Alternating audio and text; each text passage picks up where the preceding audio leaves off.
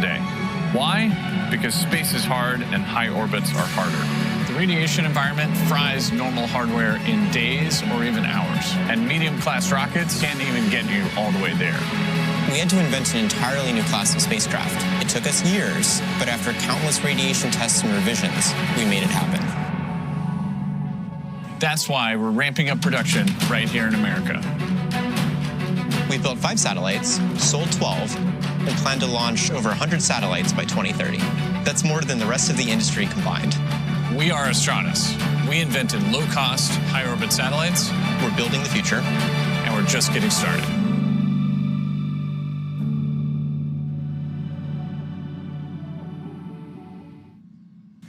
Falcon 9's primary objective today is to launch 4 Astranis satellites to a geosynchronous transfer orbit, or GTO.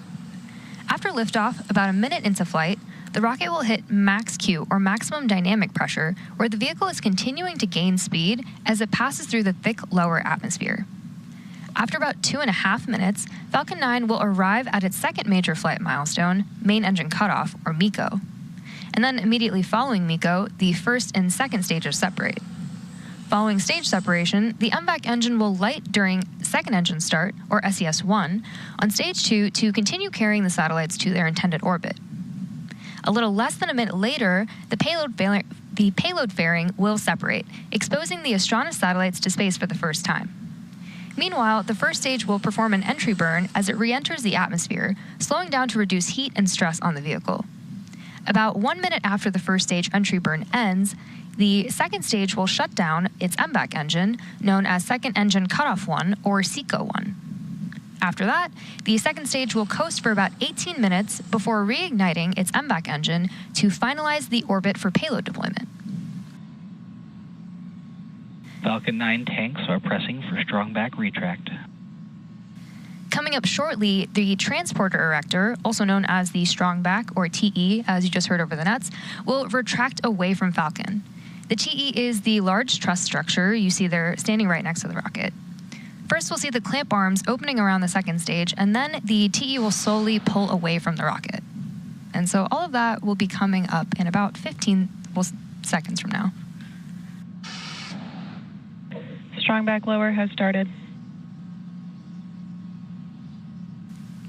The strongback is designed to transport, raise, and support Falcon 9 at the launch pad using umbilicals or flexible lines to route the vehicle's fluids, power, and telemetry from the ground systems to the rocket and payload until Falcon 9 switches to internal power and clears the pad. You can see those clamp arms have begun to open.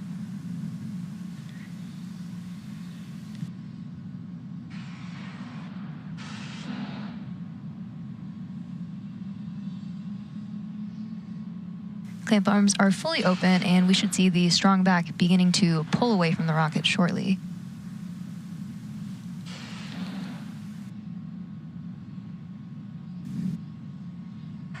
Now, at this point in the countdown, both the first and second stages are nearly fully loaded with 1 million pounds of rocket-grade kerosene fuel and liquid oxygen. Both the first stage and second stage should finish propellant loading about a minute apart from each other, with the first stage finishing up at around the T-3 minute mark, and the second stage finishing at around the T-2 minute mark.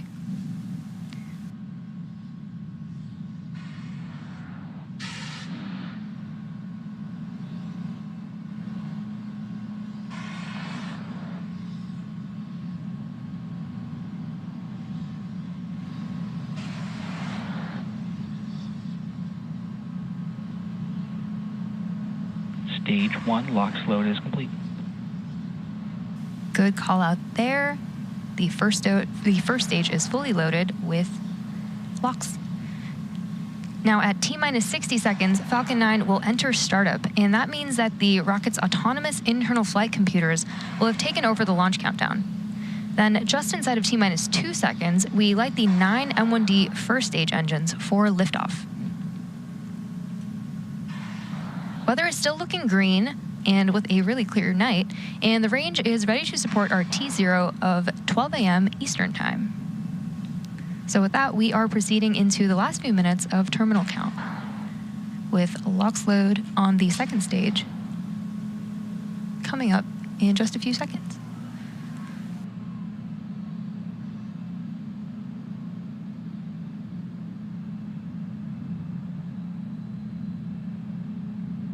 Stage 2 LOX load is complete. Great call out there.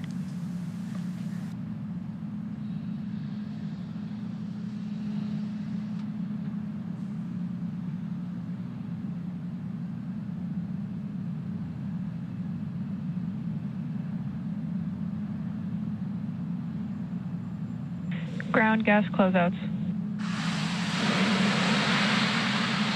That white cloud you see is us venting the TE LOX line, which is completely expected.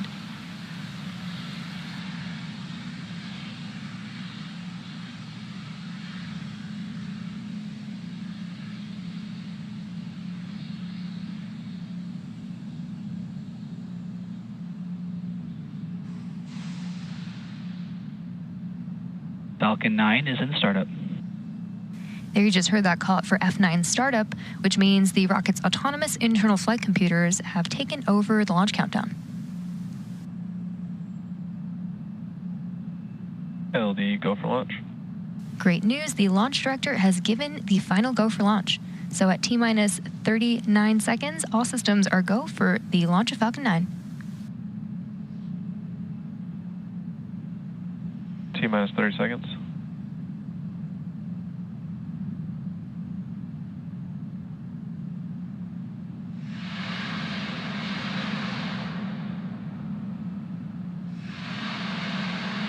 T-minus 15. T-minus 10, 9, 8, 7, 6, 5, 4, 3, 2, 1. Mission abort. Launch abort is running.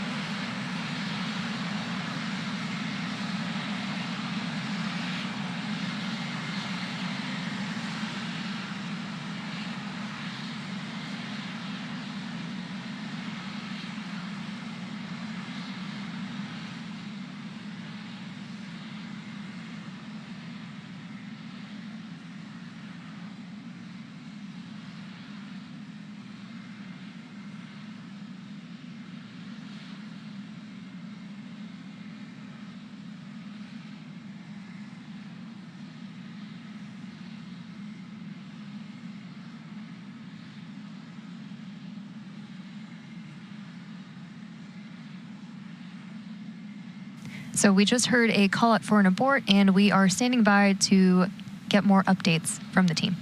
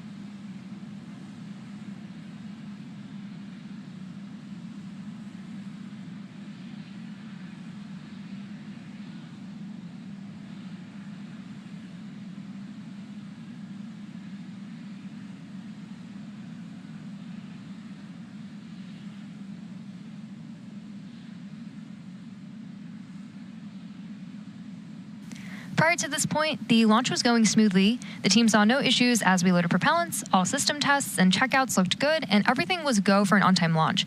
At this time, it's too early to speculate on a potential root cause, and I'm hearing from our teams we likely won't have more insight in the next few minutes. So at this point, we are going to end the webcast and allow our teams to focus on troubleshooting.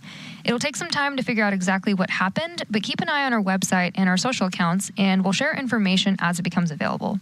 Thanks for tuning in, and as always, we appreciate your interest in SpaceX and your ongoing support.